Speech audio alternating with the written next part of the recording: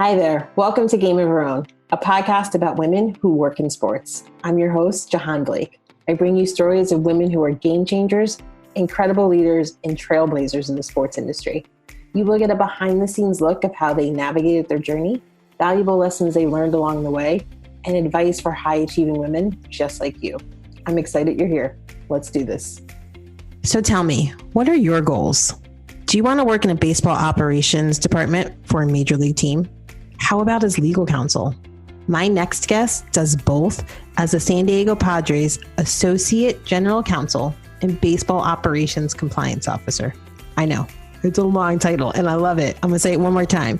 She is the San Diego Padres Associate General Counsel and Baseball Operations Compliance Officer. Stephanie Wilka, and I have to add, she's a Harvard graduate. She shares her journey from back in the day when she got her start with the Boston Red Sox as an intern. When I hear her title and her educational background, it blows my mind that during the interview, Stephanie said she didn't think in a million years she would get a job with the Boston Red Sox. We worked together at the Dodgers and, of course, the Red Sox. And from where I sat, I always thought that both teams were so lucky to have her. I'm excited for you to listen in on my conversation with Stephanie. She gets honest and talks about how she shows up for herself first in order to work hard, show her value every day, and make an impact at her organization. We both hope you enjoy. All right, Stephanie, welcome. Thanks for joining. Of course. Thanks for having me. So I know you will, but our listeners don't. And I don't even know if I know this story. So take us way back into time and talk about when you first fell in love with sports. Oh, gosh. It's a long time ago. The first memory that I have of baseball and really loving baseball was my oldest brother's high school team. Actually, it goes further back. So my middle brother, when he was in junior high, had a woman on his team, or a young girl, I guess at that time, named Agresta. And she was the best pitcher on the team.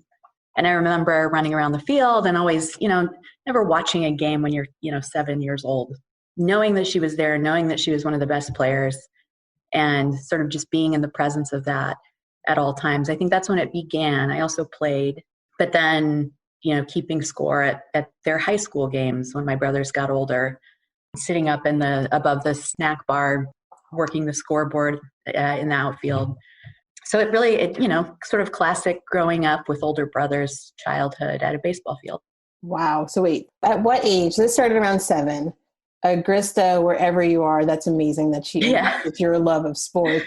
But how old were you when you started scoring games? It would have been about the same time. I was a little kid. So you're 7 years old and scoring a game. Yeah. I don't know how sophisticated it was, but I definitely understood the game and loved it and sat up there and watched. And it was cool because it was right behind the batters, the on-deck circle. Mm-hmm. So it was like a 2-story little snack bar at a not very nice high school stadium. And I would climb up into the top and just watch from up there. Good memories.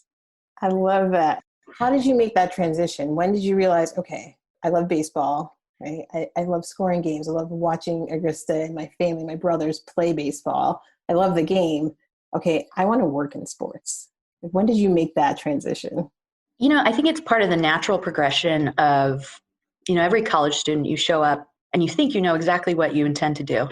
I don't know if this is true for everyone, but it's true for me. So I showed up thinking I wanted to be an MD, very quickly realized that I did not want to pursue that path. Actually picked a major that I loved. So I think I did right by that decision, and majored in psychology and the minor in Spanish. But then you're supposed to know what you want to do. And so you have all this pressure to figure it out. I actually speak with my niece about this on a regular basis. It's more important that you make the right decision, not just a decision. It's a longer conversation than that. So I read Moneyball in 2004, and it was right as the Red Sox were winning, their first World Series in 86 years, as you know. Mm-hmm. And so it was like very baseball centric time. And I was thinking, that is something that has not been a part of my life since I was a kid, really. Like it was primary and then sort of fell off. And I thought, it's something I miss. Maybe I could pursue that. Never believing for a moment that I could ever possibly find a career in baseball. And by no means with the Boston Red Sox. I would never have anticipated that. Mm-hmm. I was in college in Boston at the time, so it was a big deal. I happened to talk to a friend who was visiting who knew the assistant GM for the Red Sox at the time. Mm-hmm. And he told me that if I got to the winter meetings, then, he would set up a meeting. So I flew to the winter meetings. I flew from Boston to Anaheim to meet Mike Port, who was the assistant GM in Boston down the street from my undergraduate institution. Wait a second. So you hopped on a plane from Boston to see somebody who lived less than a few miles from you. Right. Or worked at least less than a few miles from you. For those who are maybe not huge baseball fans, but more into a different sport, talk about what the winter meetings are and what they're like and why someone would tell you to head there. Yeah, so it's an annual function that pretty much everyone in the industry attends on the baseball operations side of it. And all of the minor league teams have a presence as well. So it's very much for job seekers, a hotspot, a place to go where you will bump into general managers in the lobby. They try to hide, but they don't really try to hide. But they thousands of job seekers are there each year. And it's, the beginning of off-season trade discussions. So Scott Boras will meet with each of the teams. Often there's a, sort of kick off the off-season major trade. The first one I guess the second one I ever attended was when Albert Pujols was traded to the Angels in a shocker in 2011. But, that type of blockbuster trade happens from time to time at the winter meetings. Mm-hmm. So I'm picturing this, and I haven't been to the winter meetings. You have told me to go, and I need to listen to you.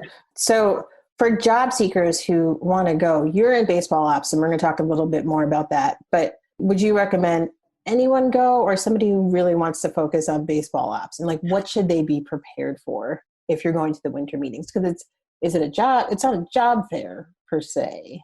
It is for the minor leagues, which wouldn't be baseball operations centric. So if you wanted to start your career in marketing, or, the minor leagues tend to be an all hands on deck type of situation where everybody's doing pretty much everything, which is a lot of fun and a great crash course in baseball 101, how to run a venue. But that's more of a logistics venue operations side. So it is really for everyone. With respect to the baseball operations piece of it, that's more at the major league level. And truthfully, I actually had encouraged someone to come down from my alma mater for law school who was really interested in, a baseball operations position, particularly with the Orioles. Mm-hmm. As I dictated or shared with him, you could spend 3 days standing in a lobby for one 4-minute interaction, and that would be a successful winter meetings. But, you can also really hustle and establish rapport and establish relationships the year or two leading up to the winter meetings that you attend, so that, it's a little bit easier to email Mike Port and say, will you, or Theo Epstein, will you join me for a coffee? And I think, they're human. So they do that. I know Sig Mejdal is the AGM over at the Orioles, and he, every year that I've known him, has met with 5 or more job seekers because he was one of them in, I think, early 2000s, and now is known as one of the pioneers of the analytics movement in baseball. So, there are ways to do it. It's that job hunting process in a really highly coveted industry it's not an easy one, but it is surmountable for sure. Yeah. And I love it. So it's another place where you can go, and not everyone goes, that everyone knows about. Not everyone can get there. Right. So It just seems like it's another place to kind of help you with that competitive advantage that everybody's searching for. For sure. That's good. So let's go back to, you read Moneyball. Right. It brought you back to your childhood, it sounds like. Pretty much. Right. And it kind of brought you back to baseball and Agresta, who I want to find her. I don't know why I'm kind of obsessed with Agresta. Right. But it brought you back, and you said something interesting. You said, I didn't think in a million years, I'd be able to get a job with the Red Sox. What made you think that? What was going on in your head? Well, I had no connections whatsoever. Mm-hmm. I had no analytics experience. I knew the game but I didn't play for 15 years. So it just was an uncharted path that I couldn't quite see from where I was standing. And it is actually, I've told this story before. I don't know if it's a good one or not, but I think it's funny. It just makes me laugh that this was my first connection, but it was my first boyfriend in junior high. So 7th grade boyfriend, first boyfriend. We used to like hold hands or something, nothing. He was the person who called me to just check in. And his grandfather was actually Mike Port's high school football coach. And that is how the call got from me to Mike Port, leading to my first job in the game. So it's totally happenstance. And so no, I had no business meeting with Mike Port or finding that connection. And I don't think Brian Robinson and I had talked for a couple of years. It was like a random, hey, I thought of you because I'm going to be in Boston kind of thing. We're still friends. He takes credit for getting me my first job in baseball. So that was complete fate. Like, it's just complete. I don't think that it's a little bit of luck and hard work. I mean, luck is the residue of design. That's the Branch Rickey quote that I love. It does take luck. Mm-hmm. But I also know that you're really good. So I think it was fate. And you said Brian Robinson? Yep. Brian Robinson came back out of nowhere at the right time, right? Well, it's just, to me, it's a demonstration of, that you can't control everything, but in some ways that's a good thing. It can work to our benefit. I agree. And it did, right? Because then did you meet with Mike when you were down there? Yeah. And Mike basically handed my resume to Adam Grossman. Okay. So he handed it to Adam Grossman. And for those who don't know Adam, what was Adam doing at the time? I think Adam he was a special assistant to Larry Lucchino, who was the president and CEO at the time of the Red Sox. He was pretty new to the game. I think now he's their chief marketing officer. Is that right? Do you know? Mm-hmm. Yeah, exactly. Yeah. It's funny as you progress through the game too, how people evolve and their roles change. And it's like, oh, I know all of these really sort of important people in this game. And when I met them, they were early in their careers. Right. So speaking of, right, I met you at the beginning of your career in baseball. So what did you start out with at the Red Sox? And then tell me or tell everybody what you do now. I can't remember what my title was. I think I was just the public affairs intern at the Red Sox. That sounds familiar. Yes. And then my first mentor in baseball encouraged me, kind of placed me in what was a once-in-a-lifetime opportunity to go to the Dominican Republic and work on a philanthropy project down there where I learned how to speak Spanish, which is a lifetime dream because I'm Hispanic and never knew how to speak Spanish. And college doesn't really do the trick, even if you minor in it. So from there, I went to law school and then was a scouting coordinator and held various roles in baseball operations in Houston for a 5-year period before I became counsel. And then the Padres called, which was fortuitous because Agresta and I grew up in San Diego. And, so came back to my hometown as the Associate General Counsel and Baseball Operations Compliance Officer for the Padres. Mm-hmm. So I help us follow the MLB rules, which are getting very, very copious. So my job is I have a little bit of job security there, I hope.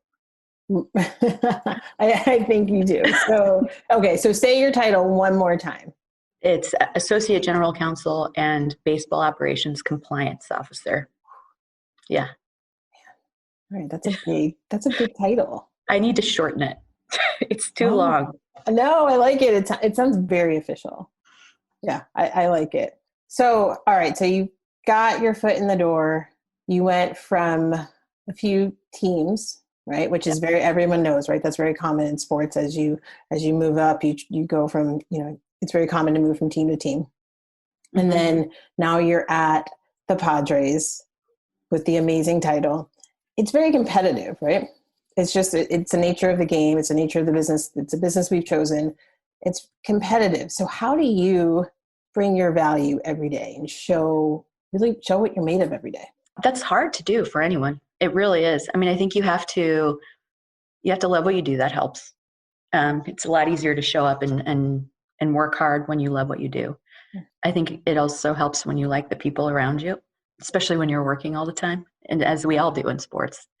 And then, you got to take care of yourself. I find that when I'm working out and taking care of my body, I mean, we all know the benefits of working out to your mindfulness and mindset as well. I think those are to me the most prominent factors. Pretty simple formula, really. Mm-hmm. Yeah, I agree with you. I love what you do 100%, right? Love the people you work with. That's so important, because what I find is a lot of my clients get their energy from their colleagues and their coworkers. Yeah, I think that's a big part. Mm-hmm. That's what keeps them going. So that being in a culture that you feel that you fit in, right? That you contribute and you're valued, right? It works both ways, two-way street. That is a big one. And then taking care of yourself, whatever that looks like for you. So today, for example, I got up and wanted to hit snooze instead of working out, but I got up because I knew that I was interviewing you today. And I said, nope, I need my energy, because you just come up different. Yeah. Like for me, when I work out, I'm a different person. I'm better for it. Yeah. This is almost a reminder that I need to work out after we're done speaking. Like, it's an easy formula. It's easier said than done sometimes, but it's pretty simple. Yes. So I like those things. So those are within, and those are things that you have control of, right? So for women who are listening and they're at work, right? I think a lot of times women don't want to show their value because they feel like they're bragging, or they don't want to say, celebrate the wins or talk about something good they've done. What tips would you give women to help with that?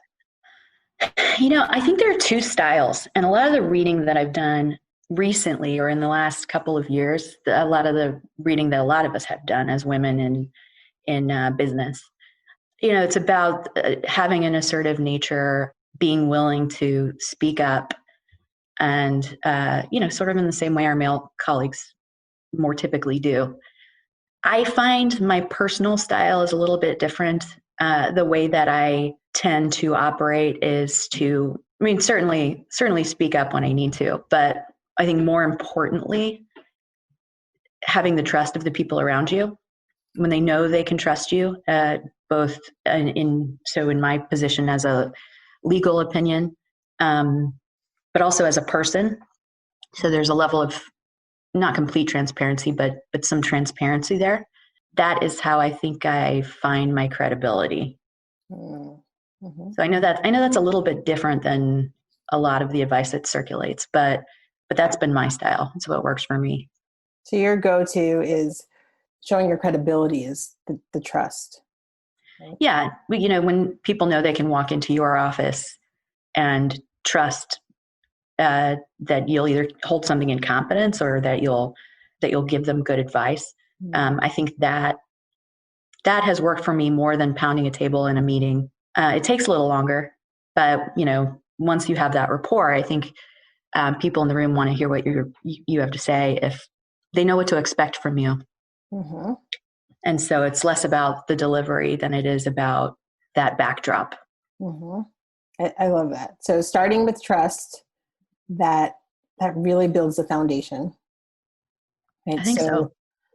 People end up coming to you for advice, but then also when you want to pitch something new, or you want to talk about maybe you want to object something that's about to happen and give your opinion, it holds a little bit more, gives you more credibility. It holds a little bit more water with everybody because of the trust that you have with them. Did I get that right? I think so. Yeah. I think that's what I'm trying to articulate. Yeah. Yeah. I think that's it. Mm-hmm. Mm-hmm. I like that. So, and my next question, right? It's one that comes up with my coaching clients a lot, is dealing with internal politics. It's funny. I thought, okay, the higher up I get, the easier it's going to be. Nope, not the case. It actually became more difficult, but I was better at hiding it. So, you know what I mean? So people who were junior didn't see it as much. So it is, no matter what level you are, dealing with internal politics, it's there. Even when you're on the outside and you're a coach or a consultant, like same thing, you're dealing with it and it always comes up. So I love to hear any advice or tips you may have for women who are dealing with these internal politics. I think that's a hard one. And I agree with you. It's a reality for all of us. Mm-hmm. And I too was naive enough in the beginning of my career to think that, well, this is just the time and place where I am, and there may be a place that isn't that way. But as you and I both know, having traveled through a couple of baseball teams, two of them together, it's just the nature of, I know our business, but I think every business.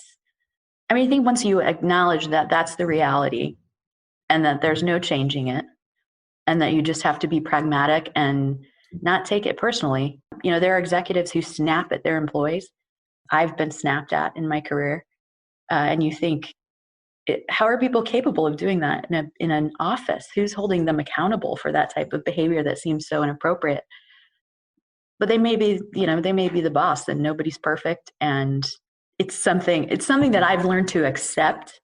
And then to the extent that you can, I mean, we're all human, remove the emotional piece of it and just look to the facts of what's happening and how to solve the problem.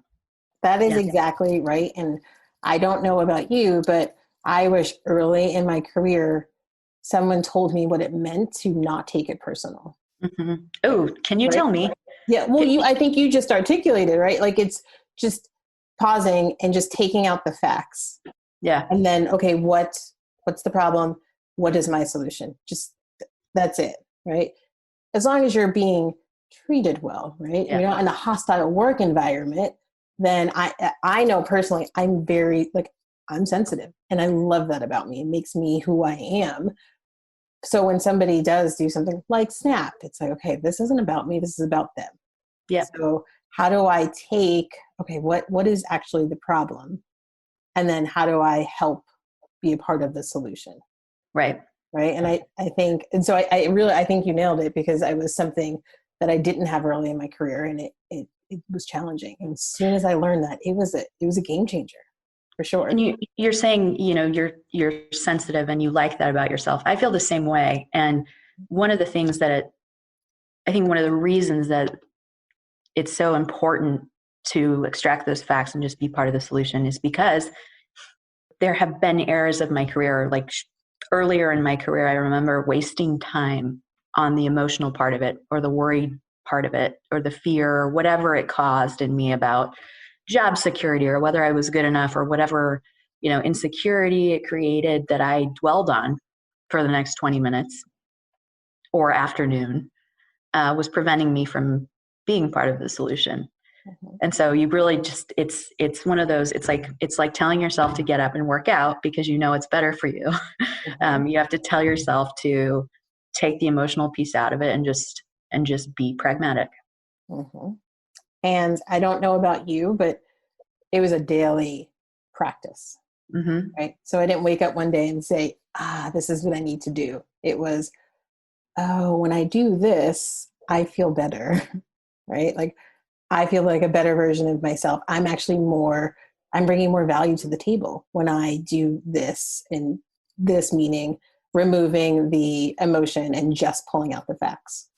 Right. It takes time. It takes practice. But when you get it, it just becomes something you start to do routinely. Yeah, I'm still doing it. I'm still trying, still learning that. I think you're good at it. I would never have guessed, having worked with you, that you were ever in an emotional headspace, because you always seemed very, very pragmatic, very like I'm going to solve this problem immediately, which to your credit. Well, thank you. What's funny is I do get that a lot. And I get from my even like close friends and clients when they say, oh no, I'm very emotional. Don't worry about it. You're good. Like, it's okay. We've all been there. They don't believe me. They're like, no, you're not. I'm like, I think I know myself. I think I know that I am, but yes. Yeah. So it does take practice. And then it's not always easy, but it's going back to the working out. Once you're done, like once you do it, it feels good and it's worth it. Yeah. And you didn't lose, 20 minutes in some negative space, because that we don't deserve that. No. So like just remove that part of it. No. And I do think it helps you get to whatever your goals are in your career. It helps you get there faster. Mm-hmm. Now we got to talk about this. You are in baseball operations, and it's no secret, right? It's male dominated, right? So Sure. what is your experience? What's your experience been like? It's happened in phases. I find that it changes over time. My experience has been a good one. I think I've been very supported. What I'm hearing a lot from some folks that I've already interviewed, from clients, is the support. Supported seems to be the key theme that's emerging. So what does that look like in your world in baseball ops? How do you feel like I'm supported? A lot of it has come from my female counterparts at other clubs. Mm-hmm. Jean Afterman, Kimming, Rebecca Cecil at the league. And there are a lot of people who, over time, we've sort of traveled through our careers together. Mm-hmm. And it's funny, the camaraderie that builds, it's not even, you don't even have to try to do it. But, every year, if you're at the same league meeting, it builds. And we have shared experiences that no one in any other career really can wrap their head around, because they haven't been a part of it. They don't know the characters, and they don't spend every day doing exactly the same thing that you do. Mm-hmm. So a lot of my support has come from those types of people.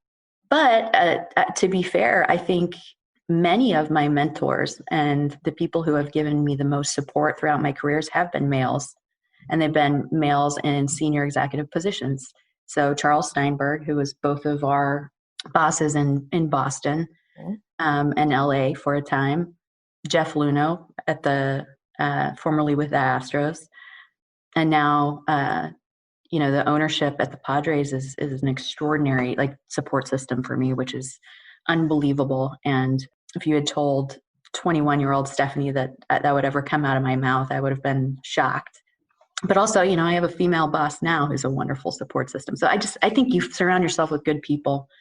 They can teach you a lot about yourself and how to behave in an environment.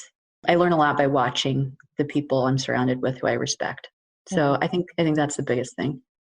I like that. So it kind of, you've answered my next question that I was thinking about, which was, like, some women see this from the outside. Or they see it from the outside of the department, right? They're not in the department they want to be in, but it's male dominated. So they feel a little intimidated, right? Mm-hmm. For whatever reason, various reasons. So what I'm hearing from you in terms of advice is, surround yourself with good people. Right. Right. Talk to other women in the league, your counterparts, but also leaders as well. What other advice would you give? I think the thing that is often forgotten is that this is a very competitive industry. You will be outworked by multiple people over the course of your career. We like to point to factors outside of our control that might be affecting our path. And at the end of the day, I think it can be healthy to acknowledge, but the only way to counteract it is by working harder. It really is the truth. I think that to me is what correlates to success most often. And anecdotally, I haven't done a whole lot of research, but there is a line of research out there that corroborates the sense that I have that basically the only predictor of excellence is relentless hard work. I agree. And I'm like sitting here, people can't see me, but I'm shaking my head. So I'm like, yes, right. Like, so I have this client, and it was very difficult for her to do. But when she went somewhere and did exactly what you said, is just worked really hard and quickly made a jump 4 levels from entry level to director. Yeah. Quickly. So it's just, it just goes to show, like, okay, just put your head down, do your work. If you're not in an environment that you want to be in, that you don't feel supported, that you don't like the people you're around, then it's going to take courage, but you're going to have to walk away. right? And then the next place you go, same thing, put your head down, do the work, and it's eventually going to pay off. Right. But what's one thing you would do differently? Or what would 2020 Stephanie tell 2005 Stephanie? Basically, like I would have had this discussion with you, like I would have wanted to sit with you and I right now and hear that these are our experiences. But, you made a point earlier, like I wish someone had told me what it meant not to take it personally. I think you can tell yourself, I could tell myself all of these things, but I wouldn't have known what it meant. I think you have to experience it all in order to get the wisdom. And then you still, take steps backwards and continue to learn. We'll be smarter in 10 years than we are now. So I think I would say life is happening now. Like it's happening right now. You can chase all of these things in your future that you've aspired to, these lofty goals that you've set. But, your nieces and nephews are being born. Your parents are, having their 25th wedding anniversary in my case, or, life happens. And while we can have a singular focus and it certainly helps us to succeed in our work life, I think it's a mindfulness and a presence thing. Prioritize the things that matter the most to you. And I have done that, but you realize how valuable things are when pandemics and things like that happen. So Ooh, you sure do. Would you be willing to share what your priorities, like what they are, maybe your top 3 in terms of like, obviously could be personal, professional, all together? What are they? That's a good question. Let's see. I put you on the spot. No, like my family is my top priority. They always have been. I've always lived away from them for my adult life. So that's one thing that I maybe would have considered had I not been singularly focused on being the first female GM in Major League Baseball or all of sports. But they have always been my priority. 2, I think what I live is that my career is my second priority, which is fine. I love it. Mm-hmm. So I don't consider that a bad thing. That I guess I only have 2. And those are really good ones. And as I said it, I'm like, okay, wait, actually, I should like put mine on a Post-it and put it in front of me because if someone asked me that question, I actually have the same first 2 and I'm struggling right now. I'm like, wait, what's my third? I know 4. I cannot remember what the 3 is. Like what else matters? Actually, you know what? That is actually something that I'm pursuing right now is a third. I do philanthropy projects here and there with our team and have a lot of fun doing them. But, a cause. I'd like to be on a couple of boards and I'm exploring that right now. Like, how will I serve my community in a meaningful way? Mm-hmm. And there's so much out there. It's hard to prioritize which one. And because you don't want to do something and only halfway do it. I want to make it something that's very important to me that I spend a lot of time on. Yes. I love that. That's a good third one. So you kind of glossed over something which to me was like, yes, people need to hear this, but you just glossed over your ultimate goal. So you want to just say that again to make sure everybody heard it? I don't know. Is that still my goal? I think it is. When I set out in this career path, I wanted to be the first female GM of any sport, major sport. My path is taking a little bit of a different trajectory at this point, but it's not totally off. And I think I'm very close to that side of the game still. Going back to what you said, like life's happening now. So that's how I started out. That was my goal, but life is happening now. So you're exactly just living in the moment. It's true. And I think the more you try to control your career, the only way to advance is to have good relationships and work really hard. And so if I thought I could predict my future at this point, I guess I'm a little bit less naive. Mm-hmm. There's so many outcomes that could be wonderful that I can't even see right now. And I know that now. Yes. I love that. That's so good. And thinking back to 2005 and for me, 2002, like when we first started in baseball, man, like I had these goals and I had to do it. And it evolved and it changed. And you really you're right. There's so many outcomes that we can't even We don't even see them yet, but they're Right. there. They're coming because we work hard, right? Yes. and they are coming. So let's end with this last question, although I could talk to you all day, but let's end with this last question. What's the best piece of advice that you've received throughout your career? So many. I think it's the luck is the residue of design quote. I think that's it. I think that has been the most impactful for me. So much of my career has rested on good advice from others. Mm-hmm. That it's hard to narrow one down, but I think it's that whole notion of preparedness. Just really, and it's it all kind of goes together. Work hard. When you do, you're prepared, and when the unforeseen does happen, you're ready for it. Mm-hmm. That's good. I might put that on my wall of quotes over here. I think I'm putting that one up. Cool. Especially during these times, I think I need that reminder. That's awesome. Well, thank you so much. This was so much fun. I'm so glad you agreed to do the podcast. Thank you for listening. I would love to stay connected with you. You can follow me on Instagram at Jahaan Blake, and don't forget to subscribe to this podcast. If you're interested in learning more about how I can support you and your journey in the sports industry, email me at jblake@thejblakegroup.com or send me a DM on Instagram. I look forward to hearing from you.